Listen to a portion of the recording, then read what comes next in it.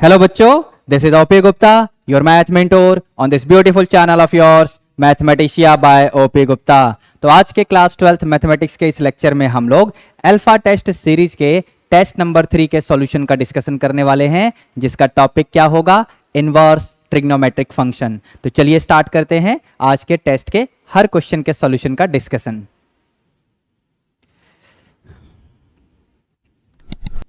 तो ये रहा अल्फा टेस्ट सीरीज नंबर 3। चलिए स्टार्ट करते हैं। सबसे पहले हमारे पास 2 मार्कर क्वेश्चंस होंगे। तो क्वेश्चन 1 में क्या बोला हुआ है बच्चों? Find the domain of the function. ये रहा function sine inverse of 3x - 4 plus cos inverse x। इस फंक्शन का आपको डोमेन निकालना है। फिर इसके बाद आपको सेम फंक्शन का रेंज भी फाइंड करना है। तो सबसे पहले हम डोमेन की बात करेंगे। यहां पर इस फंक्शन को देखना और इस फंक्शन को देखना। अगर मैं कॉस इनवर्स x की बात करूं तो आपको याद होना चाहिए कॉस इनवर्स x कब डिफाइंड होता है? Cos inverse x is defined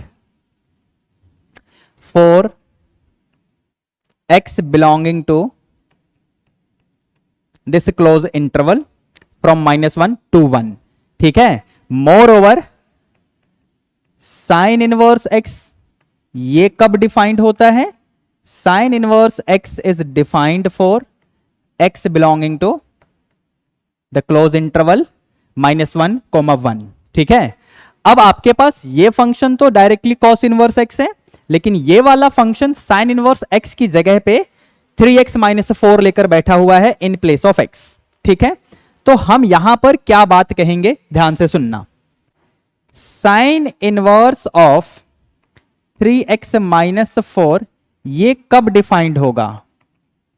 this is defined when the input of sine inverse that is 3x - 4। 3x - 4 sine inverse के लिए इनपुट का काम कर रहा है। तो ये इनपुट इस इंटरवल में होना चाहिए -1 से 1 close interval.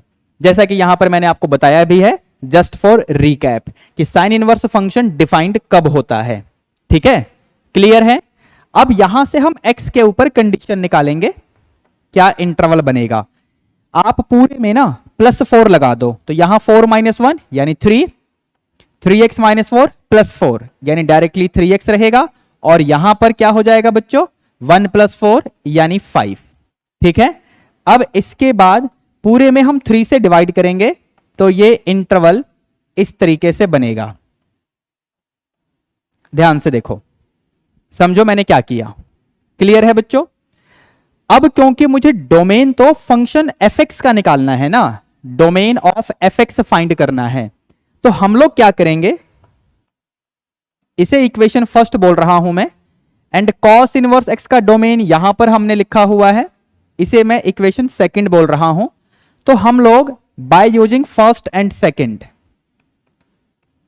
by first and second हम लोग डायरेक्टली डोमेन ऑफ fx जब लिखेंगे तो हमें इस इंटरवल का जो कि फर्स्ट इक्वेशन में है और इस इंटरवल का जो कि सेकंड इक्वेशन में है, इन दोनों का इंटरसेक्शन लेना है, मतलब कॉमन वैल्यू लेनी है।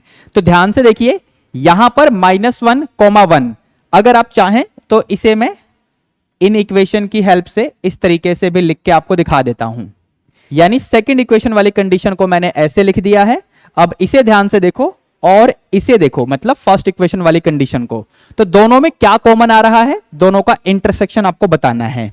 What I am trying to say, कि आपको इस फर्स्ट इक्वेशन वाले इंटरवल का इंटरसेक्शन लेना है सेकंड इक्वेशन वाले इंटरवल के साथ। यानी हम लिखेंगे x बिलोंगिंग टू, ये आपका फर्स्ट इक्वेशन वाला इंटरवल हो गया, इसका इंटरसेक्शन ले लेंगे हम सेकंड इक्वेशन में क्या इंटरवल दे रखा है उसके साथ में। ठीक है। तो यहां से फाइनली क्या मिलेगा आपको? यहां से फाइनली आपको मिलेगा x belonging to this set, यानी सिर्फ x = 1 यही वैल्यू दोनों इंटरवल में कॉमन मिलेगी। यानी first equation and second equation के इंटरवल्स में सिर्फ एक वैल्यू ही कॉमन है, that is x = 1। Discrete value है तो इसको हमने सेट रिप्रेजेंटेशन की हेल्प से लिखा है। समझ गए? तो ये आपके फंक्शन fx का डोमेन आ चुका है। अब आपको इसी फंक्शन का रेंज निकालना है, तो ध्यान से सुनना। ये जो वैल्यू है ना, ये तो सिंगल वैल्यू है। डोमेन में से x की इन वैल्यूज को जब हम फंक्शन में पुट करेंगे तो हमें फंक्शन का एक आंसर मिलेगा, आउटपुट मिलेगा, उसी को हम रेंज बोलते हैं। तो हम यहां पर रेंज लिखने के लिए क्या करेंगे,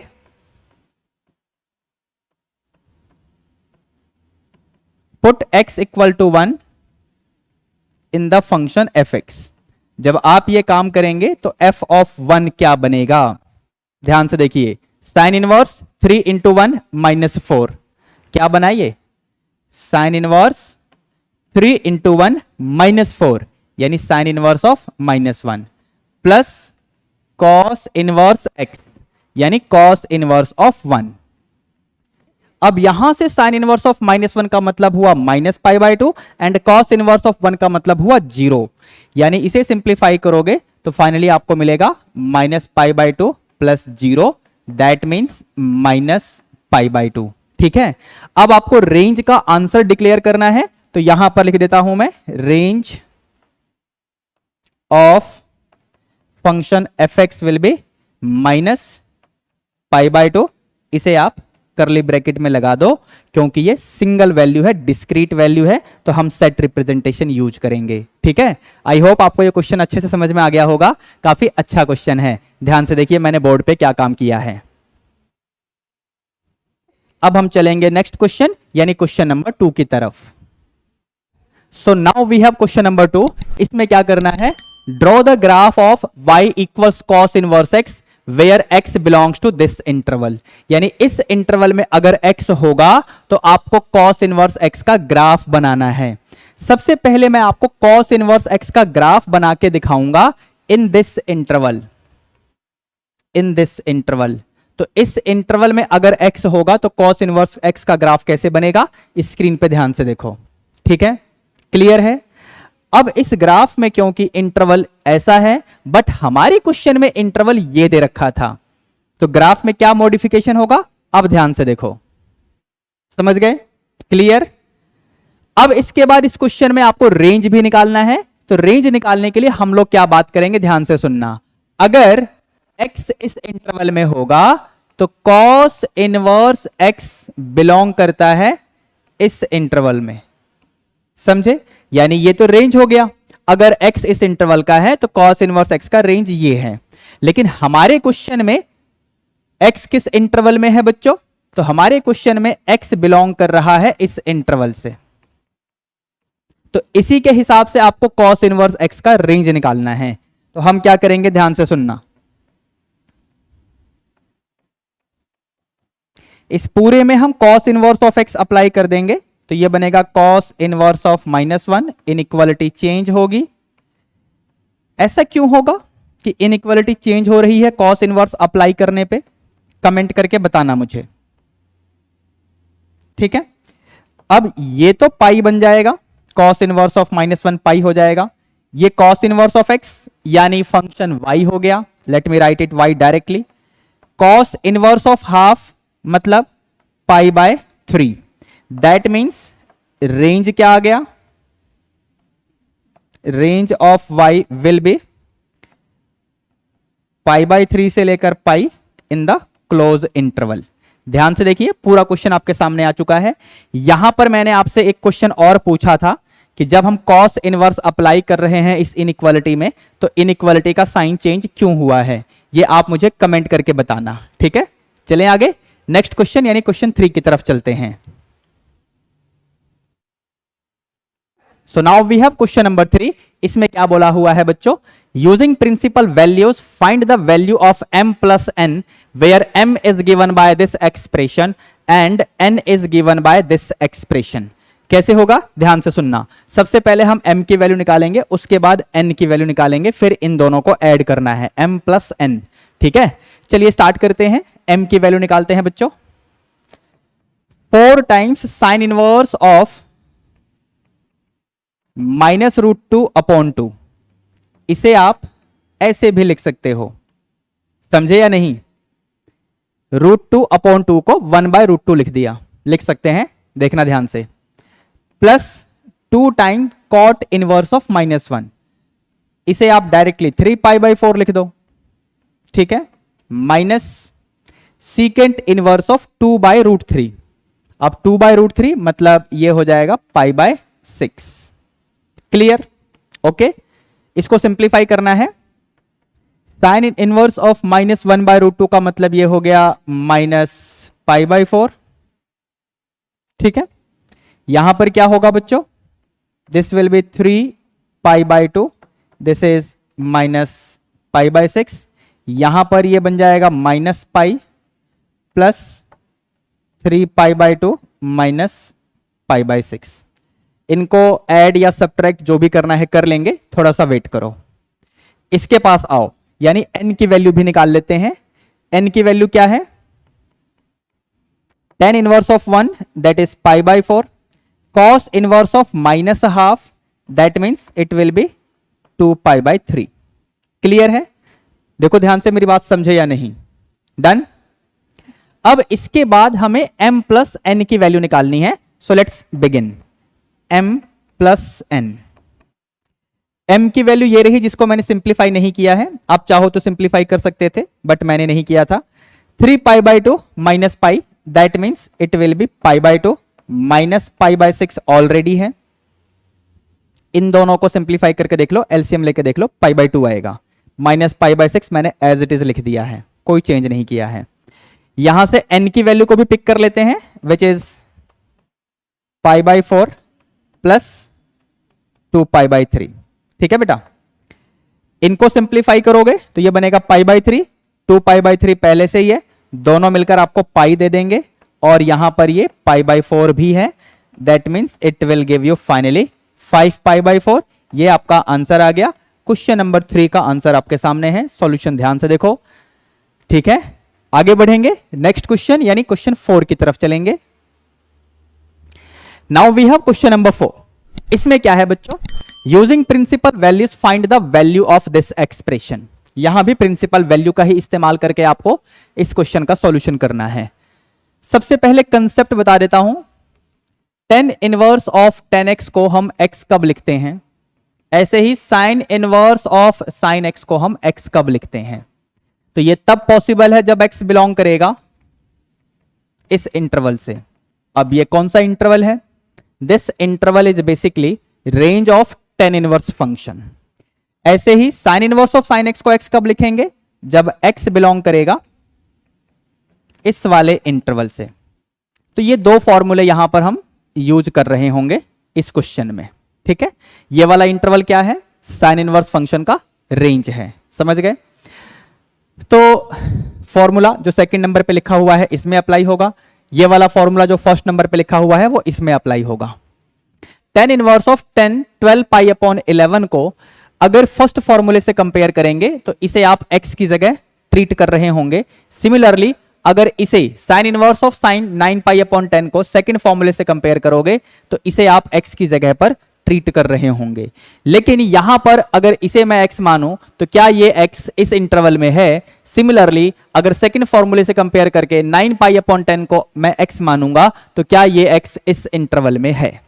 तो सबसे बड़ा क्वेश्चन तो यही है। समझ गए? तो बेसिकली यहां पर 9π/10 हो या 12π/11 हो, ये हमारे इस या इस इंटरवल में नहीं है, तो हम डायरेक्टली ये फॉर्मूले यूज नहीं कर पाएंगे। तो यहां पर हमें क्लास 11th के ट्रिग्नोमेट्रिक फंक्शन वाले कंसेप्ट यूज करने पड़ेंगे। ध्यान से देखना, इस चीज को क्या हम ऐसे लिख सकते हैं, एक बार एलसीएम लेके देखो। 11π प्लस पाई क्या हुआ, 12π/11 हो गया। तो लिख तो सकते हैं क्लास 11th ट्रिग्नोमेट्रिक फंक्शन का कंसेप्ट। ऐसे ही ये साइन 9π/10 है, तो इसमें क्या हम ऐसे लिख सकते हैं, चेक करके देखो एक बार। एलसीएम लो, 10π माइनस पाई क्या हुआ, 9π/10 लिख तो सकते हैं। अब रिकैप पर्पज के लिए बता रहा हूं, ध्यान से सुनना। Pi plus theta third quadrant, यहां पर tan function and cotangent function positive होते हैं। लेकिन अगर ऐसे होगा यानी पाई माइनस थीटा, तो सेकंड क्वाड्रेंट जिसमें sine and cosecant function positive होते हैं। आ जाओ अपने क्वेश्चन में, ध्यान से देखना। 10 पाई प्लस थीटा थर्ड क्वाड्रेंट, यानी डायरेक्टली हम इसे लिखेंगे tangent of pi upon 11। I hope आप समझ रहे होंगे। Sine pi minus theta second quadrant, यानी इसे हम लिखेंगे पाई अपॉन 10। ध्यान से देखिए, अब यहां पर tan इनवर्स ऑफ 10x वाला फॉर्मूला यूज करोगे तो x का मतलब होगा पाई अपॉन 11, तो फिर x इस इंटरवल से होगा, मतलब पाई अपॉन 11 इस इंटरवल में होगा। Sign inverse of sine x में इसे आप x की तरह ट्रीट कर रहे होंगे, पाई अपॉन 10 को x की तरह ट्रीट कर रहे होंगे। ये रहा फॉर्मूला, पाई अपॉन 10 इस इंटरवल में होगा। आप चेक करके देख लो, समझ गए। तो अब यहां पर डायरेक्टली इसे हम पाई अपॉन 11 लिख सकते हैं, इसे हम पाई अपॉन 10 लिख सकते हैं। इसके बाद एलसीएम लेकर फाइनली आंसर क्या आएगा ये आप मुझे कमेंट करके बताना, ठीक है। Answer in the comment. मैंने फाइनल आंसर नहीं लिखा है, वो तो आप मुझे कमेंट करके बताओगे। क्लियर है। आगे बढ़ते हैं, नेक्स्ट क्वेश्चन लेते हैं, यानी question number 5। So now we have question number 5। क्या बोल रहा है? Find the value of this expression. आपको इसका वैल्यू निकालना है। अगर ये इक्वेशन आपको दे रखा है, जो भी क्वाड्रेटिक इक्वेशन है, इसमें से आपको x की वैल्यू सबसे पहले निकालनी होगी। अगर आप ध्यान से देखें बेटा, this equation can be written like this and therefore value of x will be -1। Check करिए, क्लियर है। अब इस x की वैल्यू को हम यहां पर पुट कर रहे होंगे, तो ये बनेगा 2 sign inverse of x, x का मतलब है -1, -3 cos inverse of x, x का मतलब है -1। साइन इनवर्स ऑफ -1 मींस -π/2 हो जाएगा। कॉस इनवर्स ऑफ -1 यानी डायरेक्टली आप इसे पाई लिख सकते हैं। यहां पर एलसीएम लेके मैं दिखा दूं या आपके लिए छोड़ दूं? वेल, एलसीएम लेने की जरूरत ही नहीं पड़ेगी। ये 2 और 2 कट जाएगा, यहां से मिलेगा -π और ये है -3π। फाइनली आंसर आ गया -4π। तो लो जी, 2 मार्कर क्वेश्चंस तो खत्म हो गए। अब 3 मार्कर क्वेश्चंस लेते हैं, यानी क्वेश्चन नंबर 6 एंड 7। तो ये रहा क्वेश्चन नंबर 6। क्या बोला हुआ है? Find the real solutions of this equation. आपको इस इक्वेशन के रियल सॉल्यूशन निकालने हैं। कैसे होगा बच्चों, ध्यान से सुनना। tan inverse under root of x² plus x, ऐसे लिख लो। x ब्रैकेट में x+1 है, तो मैंने x को अंदर मल्टीप्लाई कर दिया। क्लियर। इस साइन इनवर्स वाले को उधर ले जाओ, so it will be π/2 minus sine inverse under root of x² plus x+1। Any problem? ठीक है। अब क्या करेंगे, दोनों तरफ मैं tan फंक्शन अप्लाई करूंगा। ये रहा tan inverse of under root x² plus x, और यहां पर भी tan फंक्शन अप्लाई करेंगे, ब्रैकेट लगा लो।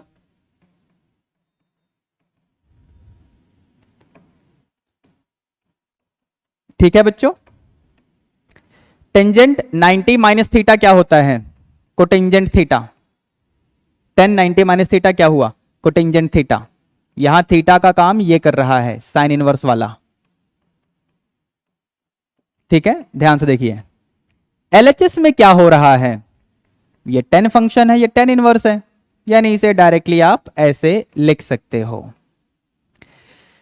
इसको सिंप्लीफाई करना पड़ेगा। आते हैं जरा साइड में, तो हम क्या करेंगे, यहां पर sign inverse of x² plus x+1 के रूट को हम थीटा मान लेंगे। यहां से हमें साइन थीटा मिल जाएगा and that will be like this. आप ट्राइंगल बना लो। ये एंगल थीटा हुआ, राइट एंगल यहां पर। साइन थीटा क्या होता है बेटा ट्राइंगल में? Perpendicular upon hypotenuse. Right angle triangle की बात हो रही है। बेसिकली यहां पर ये परपेंडिकुलर हो जाएगा और ये हाइपोटेनियस। तो आप यहां पर बेस कैसे निकालोगे? बेस कैसे निकालोगे? हाइपोटेनियस का स्क्वायर माइनस परपेंडिकुलर का स्क्वायर और इस पूरे क्वांटिटी का स्क्वायर रूट ले लेंगे, यानी 1 स्क्वायर माइनस इस पूरे का स्क्वायर, 1 का स्क्वायर माइनस इस पूरे का स्क्वायर, तो क्या मिलेगा, ध्यान से देखो, ऐसे मिलेगा। और इस पूरे का भी हम रूट लेंगे। इनफैक्ट इसको सिंप्लीफाई कर लेना, क्या आएगा, तो ये आपको दे देगा minus x square minus x. ठीक है, अब यहां से कोटेंजेंट थीटा की वैल्यू क्या आएगी, बेस अपॉन परपेंडिकुलर। तो बेस क्या है, परपेंडिकुलर क्या है, ध्यान से देखिए। कोटेंजेंट थीटा, आपने थीटा किसे माना था बच्चों, sine inverse under root of x square plus x plus 1, इसे आपने थीटा माना था। तो कोटेंजेंट थीटा की वैल्यू आ गई है बेस अपॉन परपेंडिकुलर। तो ये रहा आपका बेस, रूट लगा देना बच्चों, और परपेंडिकुलर क्या है,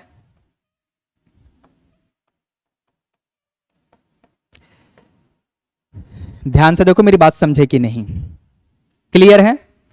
अब इस cotangent of sine inverse under root x square plus x plus 1, इसकी वैल्यू को जो हम निकाल चुके हैं यहां पर पुट करने की बारी है। तो चलिए काम शुरू करते हैं बेटा। So this is x square plus x, इस पूरे का अंडर रूट है, आरएचएस में क्या है, तो ये वाली value that is minus x square plus x under root upon under root of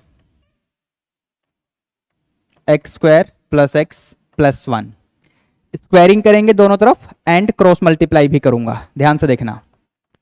तो स्क्वायरिंग करने से ये अंडर रूट हटेगा, साथ में क्रॉस मल्टीप्लाई भी हो रहा है।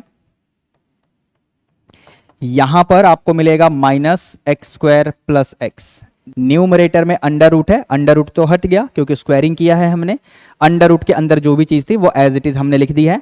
अब जरा साइड चेंज करो, जैसे ही साइड चेंज करोगे तो आपको एलएचएस में एक्स स्क्वायर प्लस एक्स ये पूरी क्वांटिटी कॉमन आती हुई दिखेगी, ऐसे रहेगा। चेक कर लो, मैंने क्या बोला, इस आरएचएस वाले को एलएचएस में लाओ और फिर एक्स स्क्वायर प्लस एक्स ये पूरा ब्रैकेट कॉमन आ जाएगा, जैसे मैंने कॉमन लिया है, समझ गए। ठीक है, अगर आप ये सोच रहे हो कि एक्स स्क्वायर प्लस एक्स यहां पर है और एक्स स्क्वायर प्लस एक्स यहां पर है, इन दोनों को हमने कैंसिल क्यों नहीं किया, कमेंट करके बताना मुझे। ठीक है, फिलहाल ये जो स्क्वायर ब्रैकेट में लिखा हुआ है which is x square plus x plus 2, ध्यान से देख लो, x square plus x plus 1, यानी ये पूरा बन जाएगा x square plus x plus 2। ये जीरो नहीं हो सकता for all x belonging to real number. किसी भी रियल नंबर के लिए स्क्वायर ब्रैकेट के अंदर जो भी इक्वेशन था ये जीरो नहीं हो सकता। क्यों, क्योंकि इस इक्वेशन का डिस्क्रिमिनेंट नेगेटिव आएगा, दैट मींस इस क्वाड्रेटिक इक्वेशन के लिए x की कोई भी रियल वैल्यू नहीं आएगी। सो दैट मींस ये जो बाहर लिखा हुआ है एक्स स्क्वायर प्लस एक्स यही जीरो हो सकता है। तो हम क्या बोलेंगे, एक्स स्क्वायर प्लस एक्स यही जीरो हो सकता है, स्क्वायर ब्रैकेट वाला जीरो नहीं होगा, बता चुका हूं मैं। डिस्क्रिमिनेंट नेगेटिव आएगा तो x की कोई भी रियल वैल्यू इस क्वाड्रेटिक इक्वेशन को सेटिस्फाई नहीं करेगी। अब यहां पर आप x कॉमन लेंगे तो ऐसा कुछ मिलेगा, तो x की वैल्यू 0 आएगी एंड -1 आएगी, ये आपके आंसर हो जाएंगे। लेकिन ध्यान से सुनना, x की जो भी वैल्यूज आपको मिली हैं ये दोनों वैल्यूज आप अपने ओरिजिनल इक्वेशन में पुट करके चेक करो। मतलब x की जगह 0 डालो, LHS इक्वल टू RHS आ रहा है कि नहीं कंफर्म करो। फिर उसके बाद x की जगह -1 डालो, LHS इक्वल टू RHS आ रहा है या नहीं कंफर्म करो। यानी x की ये जो वैल्यूज मिली हैं अगर ये आपके ओरिजिनल इक्वेशन को सेटिस्फाई नहीं करेंगी तो इन दोनों को हम रिजेक्ट कर देंगे। अगर इनमें से कोई एक सेटिस्फाई करेगा उसको एक्सेप्ट करेंगे, कोई एक सेटिस्फाई नहीं करेगा तो उसको रिजेक्ट कर देंगे। अगर दोनों सेटिस्फाई कर देंगे, LHS इक्वल टू RHS वाली कंडीशन बना देंगे तो दोनों को हम एक्सेप्ट कर लेंगे। तो x इक्वल टू 0 को मैं पुट करके दिखा रहा हूं, x इक्वल टू -1 को आप खुद क्रॉस चेक करना और मुझे कमेंट करके बताना कि x इक्वल टू -1 इस इक्वेशन को सेटिस्फाई कर रहा है कि नहीं। x इक्वल टू 0 वाला मैं करके दिखा रहा हूं, आप इसे दिमाग में भी कर सकते हो, ठीक है ना। x इक्वल टू 0 यहां पर पुट करके देखो बेटा, तो अंडर रूट के अंदर 0 और ब्रैकेट में 0 + 1 यानी फाइनली अंडर रूट ऑफ 0 यानी ऐसे आ जाएगा। इसमें देखो 0² + 0 + 1 यानी अंडर रूट ऑफ 1 यानी डायरेक्टली ऐसे रहेगा। आप LHS में सिंप्लीफाई करके देख सकते हो, ये 0 मिलेगा, ये π/2 मिलेगा, मतलब फाइनली π/2 ही रहेगा। वही आपके RHS में भी है, मतलब x इक्वल टू 0 तो आपके इस ओरिजिनल इक्वेशन को सेटिस्फाई कर रहा है। x इक्वल टू -1 सेटिस्फाई करेगा या नहीं करेगा, ये आप मुझे कमेंट करके बताओगे। और फिर फाइनली यहां पर x की क्या वैल्यूज आप आंसर में डिक्लेयर करोगे, ठीक है ना। -1 को चेक करने के लिए बोला है, ये आप करेंगे। आगे बढ़ते हैं नेक्स्ट क्वेश्चन की तरफ। Now we have question number 7। इसमें क्या करना है, express this expression in the simplest form. x के ऊपर इंटरवल भी गिवन है। सबसे पहले आप इस एक्सप्रेशन को y एज्यूम कर लो, ठीक है। तो अब मैं सिंप्लीफिकेशन करना शुरू कर रहा हूं, ध्यान से देखना बच्चों। cos x upon 1 minus sin x। cos x को हम इस तरीके से लिख रहे हैं, cos 2a वाला फॉर्मूला, समझ गए।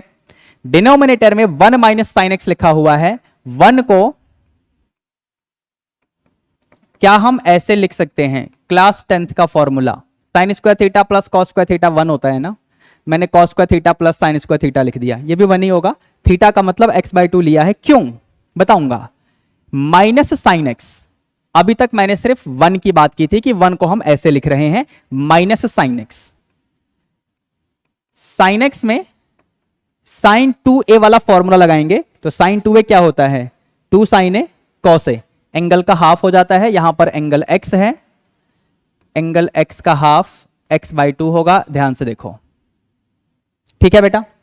न्यूमरेटर में क्या होगा, देखो और समझो, कोई formula a square minus B square, समझ रहे हो, यानी a minus B into A plus B. Denominator में A square plus B square minus 2ab। अगर समझ में आ गया हो तो बढ़िया, क्या कि डिनोमिनेटर में a माइनस बी का होल स्क्वायर, ये वाला फॉर्मूला बनेगा। आप देख लो ध्यान से, आई होप आप समझ गए होंगे। आपको फाइनली न्यूमरेटर में मिलेगा cos x/2 plus sign x/2 upon denominator में मिलेगा cos x/2 minus sign x/2। अब इसमें आप numerator as well as denominator दोनों में cos x/2 से डिवाइड करो। cos x/2 से ऊपर भी डिवाइड करना है, नीचे वाले को भी डिवाइड करना है, तो you will be getting 1 plus 10x/2 upon 1 minus 10x/2। समझ गए, क्लियर। डिनोमिनेटर में इस 10x/2 के साथ में अगर हम 1 मल्टीप्लाई कर दें तो कोई फर्क नहीं पड़ेगा, बट हम 1 मल्टीप्लाई कर क्यों रहे हैं बता रहा हूं, देखो ध्यान से। न्यूमरेटर में 1 प्लस 10x/2 है, तो न्यूमरेटर वाले 1 को आप लिखिए 10π/4। 10π/4 क्या होता है, 1 होता है ना, बस इसलिए हमने 10π/4 लिखा। डिनोमिनेटर में ये जो 1 है इसे एज इट इज रहने दो, और ये जो मल्टीप्लाई में 1 करके लिखा था ना आपने, इसको 10π/4 लिख लो। और अब अगर तुम्हें 10a प्लस बी या 10a माइनस बी ऐसा कोई फॉर्मूला बनता हुआ दिख रहा हो तो देख लो। 10π/4 plus x/2, 10a plus B वाला फॉर्मूला हम यहां पर अप्लाई कर सकते हैं, इसलिए यहां पर 1 मल्टीप्लाई किया था ताकि इसकी जगह पे 10π/4 लिख सकें और हमारे पास ये वाला फॉर्मूला बन सके, 10a प्लस बी वाला फॉर्मूला। a का मतलब π/4, b का मतलब x/2, ठीक है। अब इसके बाद इसका आंसर π/4 प्लस x/2 आएगा या नहीं, इसमें अच्छा खासा कंसेप्ट है, ध्यान से सुनना। जो भी कंसेप्ट लगेगा वो आज की क्लास में ऑलरेडी मैं आपके साथ डिस्कस कर चुका हूं। ये जो फॉर्मूला होता है बच्चों, ये तभी अप्लाई होता है जब x इस इंटरवल में हो। tan inverse of tan x equal to x कब होगा, जब x इस इंटरवल में हो, जो कि tan इनवर्स का रेंज है। क्लियर है। अब इसे ध्यान से देखकर अपने क्वेश्चन में लौटो और ये सोचो कि फॉर्मूले में जो x का काम कर रहा है वो आपके क्वेश्चन में क्या है। तो तो यहां पर tan inverse of 10 pi by 4 plus x by 2, ये जो ब्रैकेट में लिखा है pi by 4 plus x by 2, इस पूरे को हम इस फॉर्मूले से कंपेयर करके x बोल रहे होंगे। तो x अगर इस इंटरवल में है तो ये फॉर्मूला काम करता है, मतलब pi by 4 plus x by 2 क्या इस इंटरवल में है, pi by 4 plus x by 2 क्या tan इनवर्स के रेंज में है। अब ये हमें चेक करना पड़ेगा, इसके लिए हम पहुंचेंगे क्वेश्चन में गिवन इस कंडीशन के पास। ध्यान से देखो, ठीक है, x के ऊपर इंटरवल गिवन है, तो अब यहां पर देखते हैं कि ये किस इंटरवल की तरफ हमें लेके जाएगा। x के लिए इंटरवल ऐसा है, हमें इंटरवल पता करना है pi by 4 plus x by 2 का। x बाय 2 में इसे कन्वर्ट करो, x बाय 2 में कन्वर्ट करना होगा तो पूरे में 1 बाय 2 से मल्टीप्लाई कर दो, तो ये ऐसे हो जाएगा बच्चों, 1 बाय 2 से मल्टीप्लाई बोला है, समझ रहे हो। अब आपको क्या चाहिए, pi by 4 plus x by 2 चाहिए, तो इसे पूरे में पाई बाय 4 ऐड कर दो, ये 0,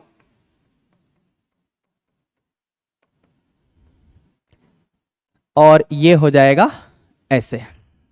मतलब ध्यान से सुनना, ये जो फॉर्मूला लिखा हुआ है ना tan inverse of tan x equal to x, तो ये तो तभी अप्लाई होगा जब x या तो फर्स्ट क्वाड्रेंट का हो या फोर्थ क्वाड्रेंट का हो, ऐसे, समझ रहे हो, ठीक है। अब इसे देखना, ये जो pi by 4 plus x by 2 है, ये किस इंटरवल में आ गया, this is in the interval 0, pi by 2। अब ये जो इंटरवल तुमने लिखा है, ये इंटरवल तो फर्स्ट क्वाड्रेंट का है, यानी ये जो इंटरवल है ये tan इनवर्स फंक्शन के रेंज का सबसेट है, ये इस इंटरवल का सबसेट है, समझ गए। और pi by 4 plus x by 2 इसी इंटरवल में है, यानी pi by 4 plus x by 2 का जो इंटरवल है ना, वो tan इनवर्स के रेंज का सबसेट है। दैट मीन्स आप इसका answer pi by 4 plus x by 2 declare कर सकते हो। क्वेश्चन नंबर 7 का सॉल्यूशन आपके सामने है, ध्यान से देखो। अब चलते हैं नेक्स्ट क्वेश्चन। इस क्वेश्चन में एक अल्टरनेटिव भी है, इसको भी देखते हैं। So now we have this question, इसमें भी आपको सिंप्लीफाई करना है इस गिवन एक्सप्रेशन को इस इंटरवल में अगर x प्रेजेंट होगा तो, ठीक है। काफी अच्छा क्वेश्चन है, 2024 के बोर्ड एग्जाम में भी आया था, और ये हमारी मैथ मिशन बुक में पिछले कई सालों से गिवन है, एग्जाम्पल है मैथ मिशन बुक में। ये कैसे होगा ये क्वेश्चन, ध्यान से देखना। मैं यहां पर क्या करने वाला हूं, इस पूरे एक्सप्रेशन को y मानने वाला हूं सबसे पहले, और अब मैं यहां पर इसे सॉल्व करने के लिए सब्स्टिट्यूशन मेथड का यूज करूंगा। लेकिन मैं क्या सब्स्टिट्यूट करूंगा, ध्यान से सुनना बच्चों। अगर हम x की जगह cos थीटा पुट करेंगे तो क्या ये क्वेश्चन सॉल्व हो पाएगा, यस। कैसे, मैं करके दिखाऊंगा। बट मेरा एक और क्वेश्चन है आपसे, क्या इस क्वेश्चन को आप x की जगह पे sin थीटा सब्स्टिट्यूट करके सॉल्व कर सकते हो। मतलब मैं तो x की जगह पे cos थीटा पुट करके इस क्वेश्चन का सॉल्यूशन करने वाला हूं, लेकिन अगर आपने x की जगह पे sin थीटा पुट कर दिया तब भी क्या ये क्वेश्चन सॉल्व हो जाएगा। तो करके देखना, अगर आप सॉल्व ना कर पाओ तो मुझे कमेंट करके बताना, ठीक है। मैं आपको इसका सॉल्यूशन अलग से करके दे दूंगा, x equal to sine theta put करने से इसका सॉल्यूशन कैसे होगा। चलिए फिलहाल x की जगह अगर हम cos थीटा पुट करेंगे तो यहां से थीटा आपको मिल जाएगा cos inverse of x। More over x के ऊपर कुछ इंटरवल्स हैं, क्या इंटरवल है बेटा, x इस इंटरवल में प्रेजेंट है, 1/2, 1 क्लोज इंटरवल आएगा, ठीक है। फिर यहां पर x हमने माना है cos थीटा, तो थीटा का इंटरवल मैं ऑलरेडी निकाल कर रख लूंगा। cos इनवर्स अप्लाई करना होगा, यहां पर इनइक्वालिटी चेंज हो गई है, क्यों, ये ऑलरेडी आज के क्लास में आपसे पूछा जा चुका है। अगर आपने कमेंट करके बताया होगा तो बढ़िया, वरना अब कमेंट करके बता देना कि इसमें cos इनवर्स अप्लाई किया, इनइक्वालिटी चेंज क्यों हो रही है। ये बन जाएगा आपका pi by 3, this is theta and this is 0, समझ गए, ठीक है। ये सारा काम मैंने पहले ही करके रख लिया। अब अपने क्वेश्चन में लौटते हैं। तो यहां पर मैंने इस पूरे को y माना हुआ है, cos inverse of x theta हो चुका होगा, यहां पर देखो, समझ गए, ठीक है। इसमें क्या हो रहा है, ये cos इनवर्स x बाय 2, x का मतलब है cos theta, so let me write it 1/2 into x, और x की जगह पे cos थीटा। अब यहां पर अंडर रूट के अंदर क्या है, अगर इसमें से आप 3 कॉमन लेंगे तो आपको ऐसे मिलेगा। देखो ध्यान से, x की जगह पे तुमने क्या पुट किया है बच्चों, x की जगह पे तुमने cos थीटा पुट किया है, तो क्या इसे हम ऐसे भी लिख सकते हैं? मैं सिर्फ न्यूमरेटर की बात कर रहा हूं, इस वाले टर्म में डिनोमिनेटर में 2 पहले से ही प्रेजेंट है, याद रखना। So let me write √3/2 into under root of 1 minus cos square theta. ये अंडर रूट वाला सिंप्लीफाई होकर आपको क्या देने वाला है, सोचो। ये half cos theta as it is plus √3/2 under root of 1 minus cos square theta. 1 minus cos square theta, ये तो साइन स्क्वायर थीटा होता है, इतना तो सबको पता है, ठीक है। अब इस पे लग गया रूट, तो इसका रिजल्ट क्या आएगा, साइन थीटा आएगा या मॉडुलस ऑफ साइन थीटा आएगा? सोच समझ के जवाब देना, साइन थीटा आएगा या मॉडुलस ऑफ साइन थीटा आएगा? मैंने लगाया है मॉडुलस, ठीक है, मतलब मॉडुलस ऑफ साइन थीटा आना चाहिए। लेकिन अगर आप साइन थीटा लिख देंगे तो क्या गड़बड़ होगी? वेल, क्वेश्चन की स्टार्टिंग में मैंने आपसे कहा था कि इस क्वेश्चन का सॉल्यूशन आप x equal to sine theta put करके तब सॉल्व करके देखना आंसर क्या आएगा। अगर आप बिना मॉडुलस अप्लाई करे हुए क्वेश्चन का सॉल्यूशन करेंगे तो गड़बड़ होने के चांसेस हैं। मैं तो मॉडुलस अप्लाई कर रहा हूं, भले ही मैंने cos थीटा पुट किया हो चाहे साइन थीटा पुट किया हो, मेरे आंसर में कोई गड़बड़ नहीं होने वाली है। अब अगर मैंने मॉडुलस अप्लाई किया है तो मॉडुलस को हटाना भी होगा, तो साइन थीटा का मॉडुलस हटेगा तो आपको साइन थीटा मिलेगा या माइनस साइन थीटा मिलेगा। मैं क्या बता रहा हूं ध्यान से सुनना, मॉडुलस ऑफ x इस तरीके से होता है ना। अब x की जगह मान लो साइन थीटा आ गया, तो आप क्या कह रहे होंगे कि आंसर ऐसा आएगा। अब ये आंसर कब आएगा, जब साइन थीटा इस कंडीशन को फॉलो करेगा। Modulus of sine theta minus sine theta कब देगा, जब साइन थीटा इस कंडीशन को फॉलो करेगा। मतलब मैं क्या कह रहा हूं, मैं ये कह रहा हूं कि मॉडुलस ऑफ साइन थीटा को डायरेक्टली साइन थीटा तब लिखोगे जब साइन थीटा पॉजिटिव होगा, मॉडुलस ऑफ साइन थीटा को माइनस साइन थीटा कब लिखोगे, जब साइन थीटा नेगेटिव होगा। अच्छा, अब साइन थीटा पॉजिटिव या नेगेटिव कैसे पता चलता है, तो थीटा के क्वाड्रेंट की वजह से पता चलता है। आपके इस क्वेश्चन में थीटा का इंटरवल क्या है, थीटा का क्वाड्रेंट क्या है, एंगल थीटा ये रहा, और ये बेसिकली फर्स्ट क्वाड्रेंट में ही तो है, ये फर्स्ट क्वाड्रेंट में ही तो है, 0 से लेकर π/3 के बीच में थीटा है। देख लो ध्यान से, मतलब एंगल थीटा फर्स्ट क्वाड्रेंट में है तो साइन थीटा पॉजिटिव होगा, मतलब ये वाली कंडीशन चल रही होगी, तो मॉडुलस ऑफ साइन थीटा को डायरेक्टली हम साइन थीटा लिखेंगे। समझ रहे हो मेरी बात, कंसेप्ट अच्छा खासा है। आप इस क्वेश्चन का सॉल्यूशन जब x की जगह साइन थीटा पुट करके सॉल्व कर रहे होंगे तो यहां पर जो सिचुएशन बनेगी वो बनेगी under root of 1 minus sine square theta, जिसे आप लिखेंगे under root of cos square theta. तो under root of cos square theta क्या होगा, तो मॉडुलस ऑफ cos थीटा। तो वहां पर मॉड को कैसे हटाएंगे, तो अगेन ये सारा कंसेप्ट। और ध्यान रखना, अगर आप यहां बिना मॉडुलस के सॉल्व करते हैं तो आपके आंसर के गलत होने के चांसेस भी होते हैं। क्लियर? तो फिलहाल हम ये समझ चुके हैं कि मॉडुलस ऑफ साइन थीटा की जगह पे हम डायरेक्टली साइन थीटा लिखने वाले हैं, बिकॉज थीटा फर्स्ट क्वाड्रेंट से बिलोंग कर रहा है जिसमें साइन थीटा पॉजिटिव होता है, तो modulus of sine theta directly sine theta बन जाएगा। तो यहां पर मैं इसको सीधे साइन थीटा ही लिख रहा हूं। ये ध्यान रखना कि ये जो काम हम करके बैठे हैं ना, this all is basically fair work, ठीक है। मॉडुलस ऑफ साइन थीटा को हम डायरेक्टली साइन थीटा क्यों लिख रहे हैं, because theta is in this interval जो कि फर्स्ट क्वाड्रेंट में ही है। क्लियर? अब इसके बाद अपने क्वेश्चन के सॉल्यूशन में हम वापस लौटेंगे। इन चीजों को मैं हटा देता हूं। अब यहां पर वापस लौटते हैं, क्या क्या चीजें होने वाली हैं देखते हैं ध्यान से। थीटा प्लस कॉस इनवर्स, ये ब्रैकेट के अंदर देखना, half cos theta, half cos theta. तो यहां पर क्या इसे हम cos π/3 इंटू कॉस थीटा लिख सकते हैं? देख लो ध्यान से, cos π/3 1/2 ही होता है। फिर √3/2 है, इसे हम sin π/3 लिख सकते हैं, लिख तो सकते हैं, और इनटू में है sine theta. Clear to everyone? ठीक है। अब ये पूरा कोई फॉर्मूला बन गया होगा, कॉस ए प्लस बी है या साइन ए प्लस बी है, चेक करो, सोचो। तो ये है थीटा प्लस कॉस इनवर्स। तो ब्रैकेट में जो फॉर्मूला बना that is basically cos A minus B का फॉर्मूला। तो ये रहा ए, ये रहा B. Cos A minus B का फॉर्मूला क्या होता है? Cos A cos B plus sine A sine B, लगा दिया हमने। अब यहां पर cos inverse of cos x equal to x, ये वाला फॉर्मूला लगेगा। कौन सा?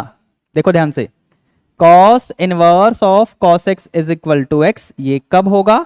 जब एक्स कॉस इनवर्स के रेंज में हो। तो इस फॉर्मूले को यहां पर हम अप्लाई करेंगे। ये फॉर्मूला यहां पर तभी अप्लाई होगा जब इस फॉर्मूले में जो x आपको दिख रहा है वो cos इनवर्स के रेंज में है। तो यहां पर x का काम कौन कर रहा है? Pi by 3 minus theta. तो pi by 3 minus theta cos inverse के रेंज में है या नहीं, इसके हिसाब से हम बता पाएंगे कि इस पूरे का cos inverse of cos pi by 3 minus theta, इस पूरे का आंसर क्या आएगा। समझ गए? पाई बाई 3 माइनस थीटा इस इंटरवल में है या नहीं। यहां पर फिलहाल आप थीटा के इंटरवल के बारे में जानते हो, आपको पता करना है पाई बाई 3 माइनस थीटा इसका इंटरवल। कैसे पता करेंगे? ध्यान से देखना, इसे पकड़ो, इधर ले आते हैं। इस पूरी इक्वेशन में माइनस पाई बाई 3 कर देंगे। जैसे ही माइनस पाई बाई 3 करेंगे तो ये हो जाएगा 0, ये बनेगा थीटा माइनस पाई बाई 3 और 0 माइनस पाई बाई 3, यानी ऐसे। क्लियर है? अब इस पूरे को -1 से मल्टीप्लाई करो तो इनइक्वालिटी का साइन चेंज होगा। ध्यान से देखो, -1 से मल्टीप्लाई क्यों किया है हमने? इफ यू आर थिंकिंग कि हमने -1 से मल्टीप्लाई क्यों किया, तो ध्यान से सुनना। आपको थीटा माइनस पाई बाई 3 का इंटरवल नहीं चाहिए था, आपको पाई बाई 3 माइनस थीटा का इंटरवल चाहिए था। इसलिए इस वाले स्टेप में जो इनइक्वालिटी है उसको -1 से मल्टीप्लाई किया। पाई बाई 3 माइनस थीटा का इंटरवल आ चुका है, 0 से लेकर पाई बाई 3 के बीच में आएगा। कौन? पाई बाई 3 माइनस थीटा वाला इंटरवल, जो कि कॉस इनवर्स के रेंज का सबसेट है। कॉस इनवर्स का रेंज क्या है? कॉस इनवर्स का रेंज है 0 से पाई, यहां देखो। और इस समय पाई बाई 3 माइनस थीटा का रेंज क्या है? 0 से पाई बाई 3, यानी इधर फर्स्ट क्वाड्रेंट में। तो cos inverse of cos pi by 3 minus theta में ये जो पाई बाई 3 माइनस थीटा है, अगर ये कॉस इनवर्स के रेंज में है या उसके सबसेट में है तो बस आप इस फॉर्मूले को यूज करके यहां पर रिजल्ट लिख सकते हो। तो इसका रिजल्ट आ जाएगा directly pi by 3 minus theta. यहां पर आप ब्रैकेट ओपन करेंगे तो थीटा कैंसिल हो जाएगा, फाइनली आंसर आएगा पाई बाई 3। तो ये रहा आपके इस क्वेश्चन का सॉल्यूशन। ये याद रखना कि मैंने आपसे कहा है क्वेश्चन के बिगिनिंग में ही कि आप x equal to sine theta put करके इसका सॉल्यूशन करोगे तो आंसर कैसे आएगा, ये मुझे कमेंट करके आप बताओगे कि आप सॉल्व कर पाए या नहीं। अगर नहीं हुआ तो मुझसे पूछना जरूर, ठीक है। आगे बढ़ेंगे, अगला क्वेश्चन यानी क्वेश्चन नंबर 8 लेंगे, जो कि केस स्टडी टाइप का क्वेश्चन है, ठीक है। So now we have question number 8। इसमें क्या बोला हुआ है बच्चों? पैसेज बेस्ड क्वेश्चन है, 4 मार्कर क्वेश्चन है। If a function f which is defined from x to y, defined as fx equal to y, is 1 1 and onto, then we can define a unique function g from y to x such that g of y is equal to x, where x belongs to set x and y is equal to fx, y belonging to set y. Function g is called the inverse of function f. ठीक है, ये statement आपको बता रखी है यहां पर। आगे क्या बोला हुआ है? The domain of cosine function is R and function cosine defined from R to R is neither 1 1 nor onto. The following graph shows the cosine function. आपके पास cosine function का ग्राफ भी गिवन है, ठीक है। और ये जो cosine function है ये इस डेफिनेशन के हिसाब से ना तो 1 1 होता है और ना ही onto होता है, ठीक है। ये कंसेप्ट आपको पता भी होगा। आगे क्या बोला हुआ है? Let cosine function is defined from set A to this interval such that inverse of cosine function exists. That is, cos inverse x is defined from this interval to set A. बात समझ रहे हो? यानी अगर cos function को हम defined करें set A से इस इंटरवल में इस तरीके से कि इस फंक्शन का इनवर्स एग्जिस्ट करे, inverse of cos function exist करे, तो उस समय इस सेट A और इस इंटरवल के हिसाब से cos function 1 1 and onto दोनों होगा, तभी जाके ये इन्वर्टिबल होगा और तब जाके कॉस इनवर्स फंक्शन एग्जिस्ट करेगा। और फिर वो डिफाइंड कैसे होगा, तो कॉस इनवर्स इस तरीके से डिफाइंड होगा। समझ रहे हो? वैसे तो ये सारी बातें जो यहां पर बताई गई हैं इस पैसेज में, ये बेसिक कंसेप्ट हैं इनवर्स ट्रिग्नोमेट्रिकल फंक्शन में, अगर आपने पढ़ी हो तो। ठीक है, चलिए आगे क्या बोला हुआ है, on the basis of above information answer the following questions. तो हमारे पास कुछ क्वेश्चंस आने वाले हैं, देखते हैं क्या क्वेश्चंस गिवन है। तो यहां पर फर्स्ट क्वेश्चन में क्या बोला हुआ है, if A is the interval other than principal value branch give an example of one such interval. देखिए प्रिंसिपल वैल्यू ब्रांच के लिए सेट ए क्या बनेगा, तो सेट ए बनेगा 0, पाई। मैंने बोला प्रिंसिपल वैल्यू ब्रांच के लिए। अब सेट ए क्या था, set A basically cos function का वो इंटरवल था जिसमें cos function 1 1 and onto हो रहा था। यहां पर देखो ये वो इंटरवल है सेट ए के लिए जहां पर कॉस फंक्शन का इनवर्स एग्जिस्ट करेगा, तो मतलब ये वो इंटरवल है जिसमें cos function 1 1 and onto बनेगा। समझ गए? तो सेट ए या तो ऐसा होगा अगर प्रिंसिपल इंटरवल की बात करोगे तो, प्रिंसिपल वैल्यू ब्रांच की बात करोगे तो, या फिर क्या हो सकता है, ये क्या ऐसा भी हो सकता है, क्या ऐसा भी हो सकता है, सेट ए की वैल्यू पूछ रहा हूं आपसे, क्या ये वैल्यूज ऐसे भी हो सकती हैं, सेट ए की जगह क्या हमें इतने सारे इंटरवल मिल सकते हैं, तो यस। क्या यही सारे इंटरवल होंगे, नो, बहुत सारे होंगे। कितने, इनफाइनाइट। इन सभी इंटरवल को अगर हम सेट ए की जगह पे लगा दें तो कॉस फंक्शन इन्वर्टिबल हो जाएगा, क्योंकि कॉस फंक्शन इन सभी इंटरवल में 1 1 एंड ऑन टू हो जाएगा। समझ रहे हो? तो सेट ए इनमें से कुछ भी हो सकता है, लेकिन ये वाला जो इंटरवल है ना, ये तो प्रिंसिपल इंटरवल है, प्रिंसिपल वैल्यू ब्रांच का इंटरवल है। आपके फर्स्ट क्वेश्चन में क्या पूछा हुआ है, आपके फर्स्ट क्वेश्चन में सेट ए की जगह पे ऐसा इंटरवल पूछा है जो कि other than principal value branch है। तो ये तो प्रिंसिपल वैल्यू ब्रांच का इंटरवल है, इनमें से कोई सा भी पकड़ लो, या और भी लिखने हैं तो और भी लिख सकते हो। समझ रहे हो? ठीक है, तो चलिए अपना आंसर डिक्लेयर करते हैं यहां पर फर्स्ट पार्ट के लिए। तो फर्स्ट पार्ट के लिए एक इंटरवल आप लिखना चाहो तो ऐसे लिख लो पाई, 2 पाई। आपको सिर्फ एक ही इंटरवल लिखने के लिए बोला है, बस मेरा काम हो गया। ठीक है, सेकेंड पार्ट में क्या है, if cos inverse x is defined from this interval to its principal value branch।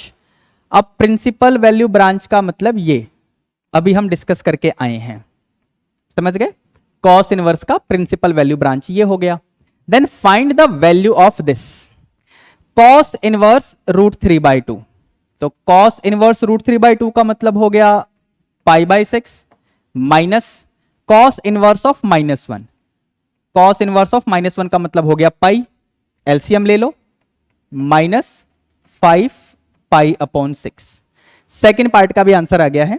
ठीक है, थर्ड पार्ट में क्या है बच्चों, find the domain of this function, find the domain of this function fx। अब यहां पर जो फंक्शन दे रखा है इसमें cos इनवर्स का इनपुट है 1 - x। तो बेसिकली अगर आपको याद हो आज की क्लास में डिस्कस भी हुआ है, cos इनवर्स x डिफाइंड कब होता है, cos inverse x is defined if x is in this interval. समझ गए? तो cos इनवर्स x का इनपुट तो x है, हमारे क्वेश्चन में cos इनवर्स फंक्शन का इनपुट क्या है, तो 1 - x। तो हम क्या बोलेंगे कि यहां पर cos इनवर्स ऑफ 1 - x ये कब डिफाइंड होगा, this is defined if 1 - x इस इंटरवल में हो। तो यहां से x के ऊपर हम कंडीशन निकाल लेंगे, इस पूरे में आप -1 लगा दो, तो ये बनेगा -2, ये -x और ये 0, यानी पूरे में से आपने 1 को सब्ट्रैक्ट कर दिया है। अब -1 से मल्टीप्लाई कर दो, जैसे ही -1 से मल्टीप्लाई करोगे इनइक्वालिटी का साइन चेंज होने वाला है, ध्यान से देख लो। -0 का मतलब 0 ही होता है। इसे आप अगर चाहो तो दोबारा ऐसे लिख सकते हो, देखो ध्यान से। मतलब आपके क्वेश्चन में थर्ड पार्ट का आंसर क्या बन जाएगा, domain of the function f x will be x belonging to close interval 0,2। समझ गए, थर्ड पार्ट का आंसर आ चुका है। फोर्थ पार्ट में क्या पूछा हुआ है, find the range of this function. आपको इस फंक्शन का रेंज निकालना है अगर x इस इंटरवल में हो तो, अगर x 0,1 वाले इंटरवल में हो तो। कैसे होगा ध्यान से सुनना, इस इंटरवल को ध्यान रखना। x का इंटरवल क्या है बच्चों, x का इंटरवल ऐसे है, ठीक है। -1 से मल्टीप्लाई करिए, इनइक्वालिटी का साइन चेंज हो चुका है, ध्यान से देख लो। -1 से मल्टीप्लाई किया है इस इनइक्वालिटी में, ठीक है। अब इस पूरी इनइक्वेशन में आप 1 ऐड कर दो, तो 0 + 1 यानी 1, ये हो जाएगा 1 - x, ठीक है, और ये 1 - 1 यानी 0। अब इस इनइक्वालिटी में कॉस इनवर्स फंक्शन अप्लाई करिए, तो कॉस इनवर्स ऑफ 1, इनइक्वालिटी फिर से चेंज हो रही है। क्यों, ये आज की क्लास में तीसरी बार आपसे पूछा जा रहा है, ठीक है, यहां तक डन। कॉस इनवर्स ऑफ 1 का मतलब क्या हुआ बच्चों, तो 0। ये क्या है, कॉस इनवर्स ऑफ 1 - x। यहां ध्यान से देखो, कॉस इनवर्स ऑफ 1 - x को आप fx/2 लिख सकते हो, ठीक है। एंड कॉस इनवर्स ऑफ 0 का मतलब हो गया π/2। आपको रेंज निकालना है फंक्शन fx का, तो इस पूरी इनइक्वेशन में आप 2 से मल्टीप्लाई कर दो, आपको fx का इंटरवल मिल जाएगा। तो जैसे ही 2 से मल्टीप्लाई करेंगे, 2 × 0 यानी 0 रहेगा, इनइक्वालिटी पे कोई फर्क नहीं पड़ेगा। क्यों, क्योंकि आप 2 से मल्टीप्लाई कर रहे हो, मल्टीप्लाई या डिवाइड करोगे किसी भी पॉजिटिव नंबर से तो इनइक्वालिटी पे कोई फर्क नहीं पड़ता है, लेकिन मल्टीप्लाई या डिवाइड करोगे किसी भी नेगेटिव नंबर से तो इनइक्वालिटी का साइन चेंज होता है। तो हमने तो 2 से मल्टीप्लाई किया था, तो क्या फर्क पड़ेगा इनइक्वालिटी पे, कोई फर्क नहीं पड़ेगा। इस समय आपको fx का इंटरवल दिख रहा होगा, तो बस आपके क्वेश्चन का आंसर आ चुका है, रेंज आ जाएगा 0,π। समझ गए, ध्यान से देखिए मेरी बात समझे कि नहीं। अब आगे बढ़ते हैं 5 मार्कर क्वेश्चंस की तरफ। So now we have question number 9। क्या बोला हुआ है, find the interval in which cos inverse x is greater than sin inverse x। कैसे कराऊंगा, ध्यान से देखना। क्या इस क्वेश्चन को कराने के लिए मैं प्रॉपर्टी का यूज कर सकता हूं, वेल कर तो सकता हूं क्योंकि मैं करा रहा हूं, पहली बात ये।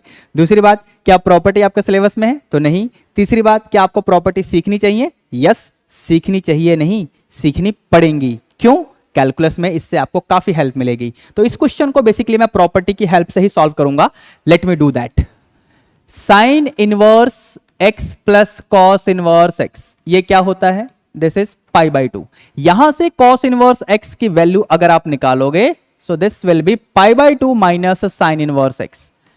ध्यान से देख लो, LHS में cos इनवर्स x गिवन था, यहां उसकी जगह मैंने ये वाला फॉर्मूला अप्लाई किया है cos इनवर्स x की वैल्यू निकालने के लिए। LHS को चेक करिए। अब मैं क्या करूंगा, अब मैं क्या करने वाला हूं, दोनों तरफ साइन इनवर्स x ऐड कर दो। तो जैसे ही आप ये काम करेंगे आपको इस तरीके से मिल जाएगा। अब आप दोनों तरफ 2 से डिवाइड कर दो। जैसे ही 2 से डिवाइड करेंगे, आप ध्यान से देखिए, आपको ऐसे मिल जाएगा। समझ गए, क्लियर। अब एक बात सुनना ध्यान से, साइन इनवर्स x का जो आंसर होता है यानी रेंज, साइन इनवर्स x का जो रेंज होता है वो क्या होता है, साइन इनवर्स x का रेंज होता है -π/2 से π/2 इन द क्लोज इंटरवल, ठीक है। यानी -π/2 से लेकर π/2 तक जाता है, including -π/2 as well as π/2। Sine inverse x का रेंज मतलब साइन इनवर्स x का आंसर। आपके पास ये जो कंडीशन है, इसका मतलब क्या है, इसका मतलब ये है कि साइन इनवर्स x की वैल्यू छोटी है किससे, तो π/4 से। लेकिन कितनी छोटी है साइन इनवर्स x की वैल्यू, कितनी भी छोटी हो जाए, -π/2 से छोटी तो नहीं हो सकती। दैट मीन्स इस इंटरवल को अगर हम रीराइट करें तो क्या हम इसे ऐसे लिख सकते हैं, इस चीज को ध्यान से देखिए और इस चीज को ध्यान से देखिए। तो आप समझ जाएंगे साइन इनवर्स एक्स का बेसिकली जो रेंज मैंने बताया उसके हिसाब से साइन इनवर्स एक्स इस इंटरवल में होता है। ठीक है, हमारे क्वेश्चन में साइन इनवर्स एक्स इस इंटरवल में आ रहा था, मतलब π/4 से छोटा होगा। तो कितना छोटा, कितना भी छोटा हो जाए -π/2 के इक्वल या इससे बड़ा ही होगा। देख लो, समझ गए। अब इस पूरे में आप साइन फंक्शन अप्लाई कर दो, तो sine of -π/2 sine inverse of sine x करके दिखाऊं, and this will be sine of π/4। अगर आपने नोटिस किया हो तो इस वाले स्टेप के बाद मैंने पूरे इनइक्वालिटी में साइन फंक्शन अप्लाई किया है, लेकिन इनइक्वालिटी का साइन चेंज नहीं किया है। क्यों चेंज नहीं किया?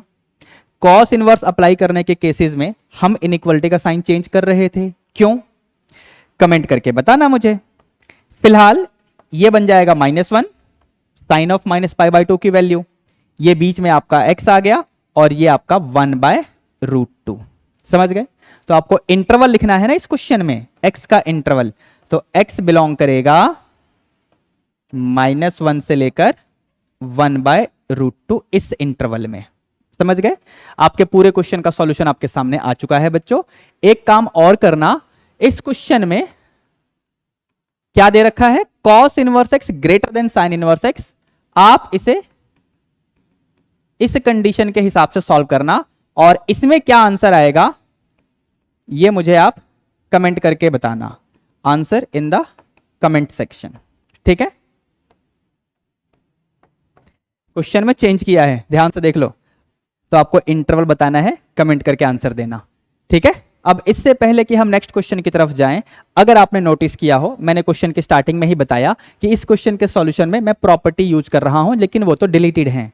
Properties of inverse trigonometric function आपके सिलेबस में नहीं है in chapter number 2, but properties की आपको जरूरत पड़ेगी कैलकुलस के बहुत सारे टॉपिक में अंडरस्टैंडिंग को डेवलप करने के लिए। ठीक है, लेकिन एक बात सुनना ध्यान से, क्या इस क्वेश्चन को हम बिना प्रॉपर्टीज की हेल्प से भी सॉल्व कर सकते हैं? तो जवाब है हाँ। कैसे, ये तुम देखना। अगर आपसे हो जाए तो बढ़िया, मुझे व्हाट्सएप या टेलीग्राम ग्रुप में मैसेज करके बता देना। ग्रुप्स का लिंक आपको वीडियो के डिस्क्रिप्शन बॉक्स में मिल जाएगा। ठीक है, चलिए आगे बढ़ते हैं नेक्स्ट क्वेश्चन की तरफ। So now we have question number 10। इसमें क्या बोला हुआ है, if cos inverse x plus cos inverse y plus cos inverse of z is equal to pi, तो आपको ये प्रूव करना है। कैसे करेंगे बच्चों, ध्यान से देखना। इस कंडीशन को हम पिक करेंगे, यहां से आप cos इनवर्स z को RHS में शिफ्ट कर दो। अब यहां से क्या करेंगे, दोनों तरफ हम cos फंक्शन अप्लाई करने वाले हैं। तो ये बनेगा cos pi minus cos inverse z। cos पाई माइनस थीटा क्या होता है, cos पाई माइनस थीटा क्या होता है, माइनस cos थीटा। ठीक है, तो cos pi minus theta that is minus cos theta, theta मतलब cos इनवर्स z। तो फाइनली इसे आप माइनस z लिख सकते हैं। ठीक है, अब जरा LHS में भी देख लेते हैं, यहां क्या होगा। ये भी एंगल है, ये भी एंगल है, तो cos first angle plus second angle, cos a plus B का फॉर्मूला क्या होता है बच्चों, cos a प्लस बी का फॉर्मूला होता है cos a का मतलब क्या है, ध्यान से देखते रहना। फिर cos b का मतलब क्या है, ध्यान से देखते रहना। cos a प्लस बी का फॉर्मूला यानी cos a cos b minus sin a sin b, तो ये रहा माइनस sin a का मतलब है cos इनवर्स x, और फिर sin b का मतलब है cos इनवर्स y। ठीक है, ये दोनों सिंप्लीफाई होकर आपको क्या दे रहे हैं बच्चों, cos of cos inverse x यानी x, cos of cos inverse y यानी y, माइनस इसको कैसे करेंगे, sin of cos inverse x। तो sin of cos inverse x, cos inverse x को sin इनवर्स में चेंज करना हो तो कैसे करेंगे, तो sin inverse √1 minus x square करके बता दूंगा, पूरा मैकेनिज्म समझा दूंगा, वेट करना। पहले इस स्टेप को कंप्लीट कर लेता हूं। यहां पर है sin of cos inverse y, तो इस cos इनवर्स y को भी sin इनवर्स में चेंज कर रहा हूं, तो sin inverse √1 minus y square इस तरीके से आ जाएगा। अब मैं कह रहा था कि cos इनवर्स x को हमने sin inverse √1 minus x square कैसे लिखा, ये मैं आपको करके बताऊंगा। यहां पर आ जाओ, cos इनवर्स x अगर इसे हम थीटा मान लें तो यहां से cos थीटा x बनेगा, राइट एंगल ट्राइंगल बनाओ, ये रहा एंगल थीटा। कॉस थीटा क्या होता है बच्चों? Right angle triangle, perpendicular base और हाइपोटेनियस के टर्म्स में बोलना है आपको। तो बेसिकली बेस अपॉन हाइपोटेनियस, ये रहा आपका परपेंडिकुलर। समझ गए? अब यहां से आप साइन थीटा निकालो। क्या होता है ये? Perpendicular upon hypotenuse. हाइपोटेनियस यहां पर 1 है तो डिनोमिनेटर में 1 मैं नहीं लिख रहा हूं। यहां से थीटा क्या आएगा? देखो थीटा क्या आ रहा है? Sine inverse of this. और थीटा तुमने माना क्या था बच्चों? चेक करो टॉप में, थीटा क्या माना है? Cos inverse x. तो ये किसके इक्वल आ गया? Sine inverse. ठीक है, समझ गए? अब मान लो यहां पर x की जगह y होगा तो cos इनवर्स y क्या बन जाएगा? Sine inverse √1 minus y square.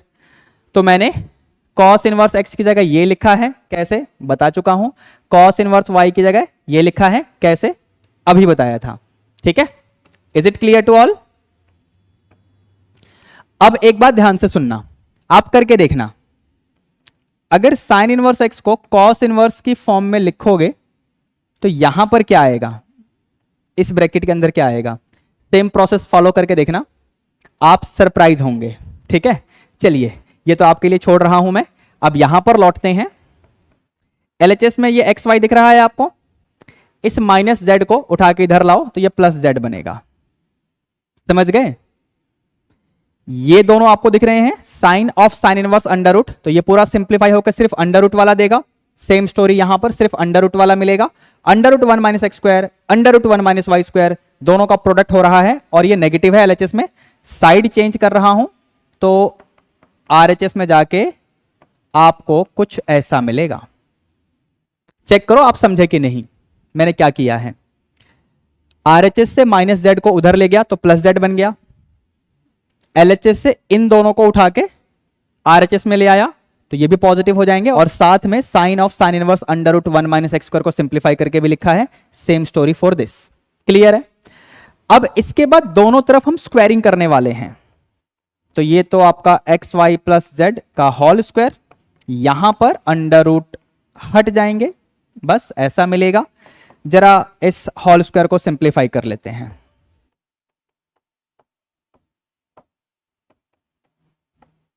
यहां पर ब्रैकेट्स को भी सिंप्लीफाई करते हैं। 1 into 1 minus y square minus x square plus x square y square. X square into y square दोनों साइड्स में प्रेजेंट हैं, ध्यान से देख लो, कैंसिल हो जाएंगे। X square into y square, और वहां पर भी देख लो एलएचएस में भी है। साइड चेंज करो बेटा, माइनस एक्स स्क्वायर इधर आ जाएगा, माइनस वाई स्क्वायर इधर आ जाएगा।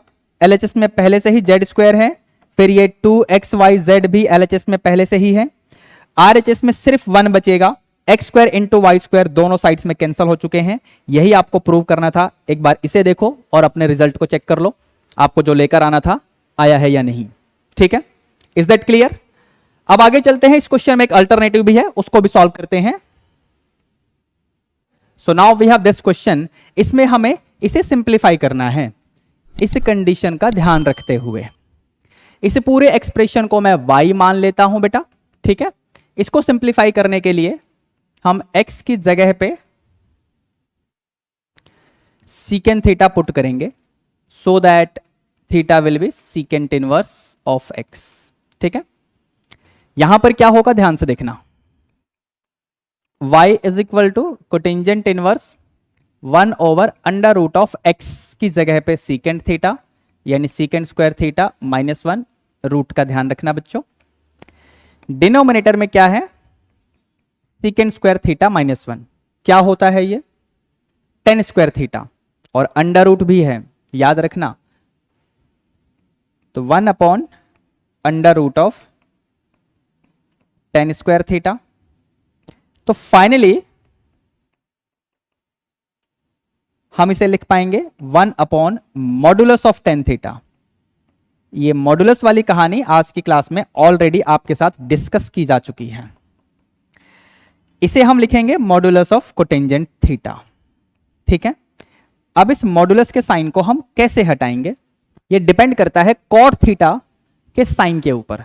अगर कॉट थीटा पॉजिटिव होगा तो मॉडुलस ऑफ कॉट थीटा को डायरेक्टली हम कॉट थीटा लिखेंगे, लेकिन अगर कॉट थीटा नेगेटिव होगा तो मॉडुलस ऑफ कॉट थीटा को माइनस कॉट थीटा लिखा जाएगा। समझ गए?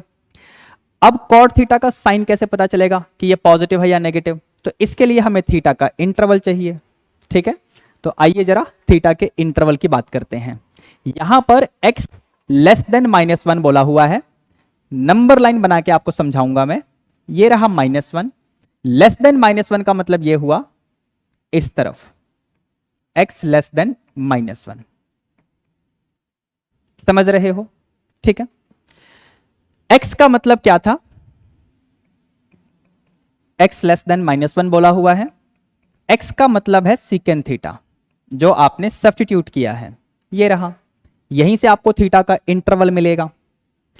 अगर आपको ध्यान हो तो सीकेंट इनवर्स फंक्शन का, सीकेंट इनवर्स x की बात कर रहा हूं, तो इसका रेंज क्या होता है, यानी इसका आंसर कैसे आपको मिल रहा होता है?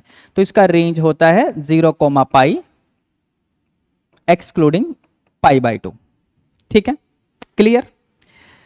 अब बेसिकली इसका मतलब यह हुआ कि first quadrant and second quadrant, but ये π/2 वाला इंक्लूड नहीं होगा। इंटरवल ऐसे बनेगा, इस तरीके से होगा। सीकेंट इनवर्स के रेंज की बात हो रही है। अगर ये जो इनपुट है x, अगर ये पॉजिटिव हुआ, अगर x पॉजिटिव हुआ, तो पक्का सीकेंट इनवर्स x का आंसर फर्स्ट क्वाड्रेंट का होगा, क्योंकि x यानी इनपुट पॉजिटिव है, तो ये तभी हो सकता है जब फर्स्ट क्वाड्रेंट का केस हो।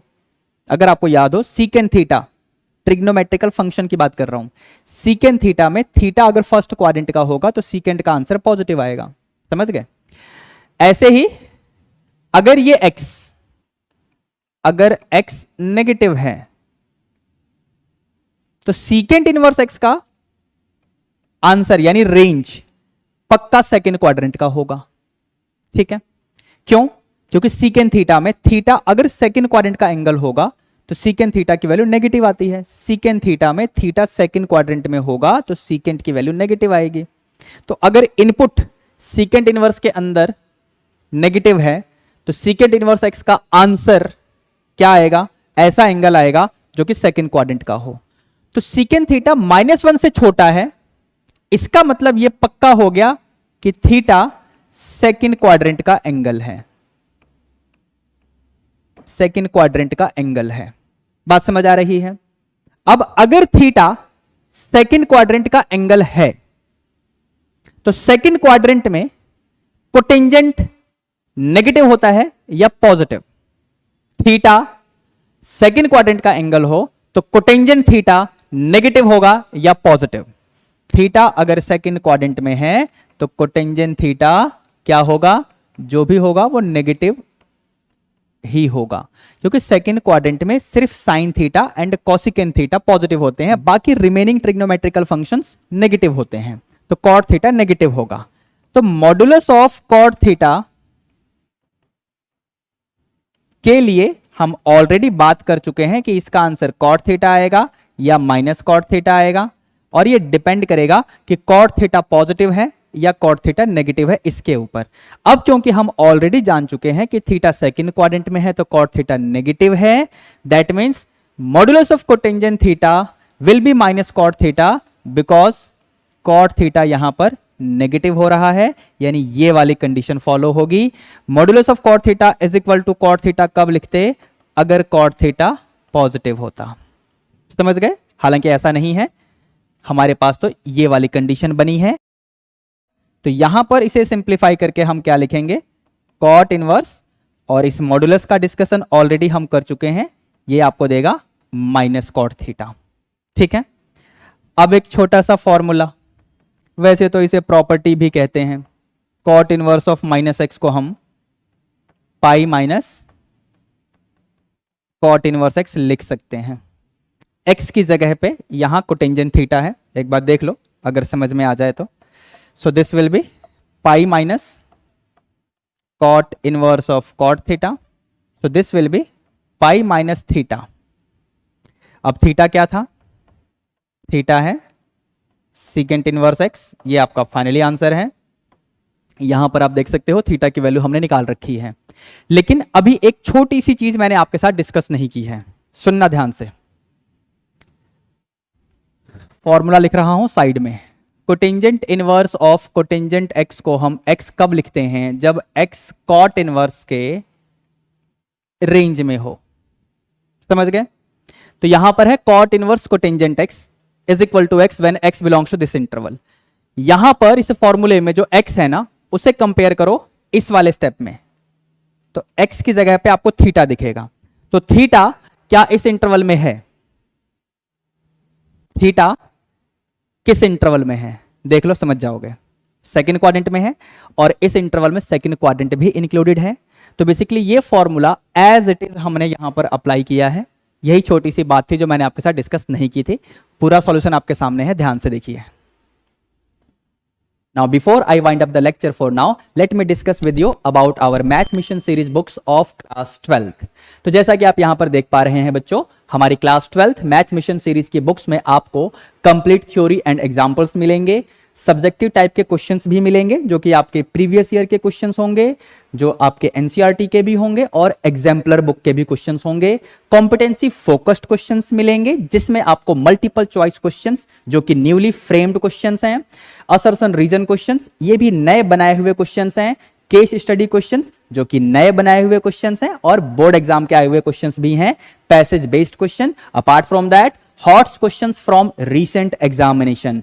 इसके अलावा हमारे पास सॉल्यूशन ऑफ मैथ मिशन वाली बुक भी है जिसमें इस मैथ मिशन बुक के हर एक्सरसाइज के हर क्वेश्चन का सॉल्यूशन स्टेप बाय स्टेप दिया हुआ है। मैथ मिशन बुक में आपको एक्सरसाइज के क्वेश्चंस का आंसर मिलेगा। सॉल्यूशन ऑफ मैथ मिशन वाली बुक में हर चैप्टर के हर एक्सरसाइज के हर क्वेश्चन का step by step detailed solution मिलेगा। तो अपनी प्रिपरेशन को 4 चांद लगाने के लिए आज ही इन बुक्स को आप ऑर्डर करें। ऑर्डर करने के लिए हमें व्हाट्सएप कर सकते हो या फिर अमेजन या फ्लिपकार्ट के ऊपर भी आप जा सकते हैं। ठीक है बच्चों, इस वीडियो का डिस्क्रिप्शन बॉक्स चेक कर लेना, आपको अमेजन एंड फ्लिपकार्ट के डायरेक्ट लिंक मिल जाएंगे।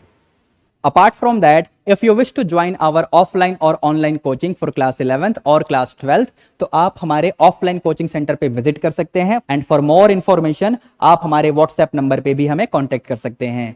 ठीक है बच्चों, we are on mission math mission. मुझे पूरी उम्मीद है कि आपको इस टेस्ट के हर क्वेश्चन का सॉल्यूशन अच्छे से समझ में आ गया होगा। तो देर किस बात की, फटाफट इस वीडियो को लाइक करके अपने सभी क्लासमेट्स को भी शेयर कर देना और इस चैनल को सब्सक्राइब करके बेल नोटिफिकेशन प्रेस करना मत भूलना ताकि हर इंपॉर्टेंट वीडियो की अपडेट आप लोगों को टाइम टू टाइम मिलती रहे। With that I would like to wind up the class for now. चलिए मिलते हैं नेक्स्ट लेक्चर में। Till then be good, take care, all the best, bye bye.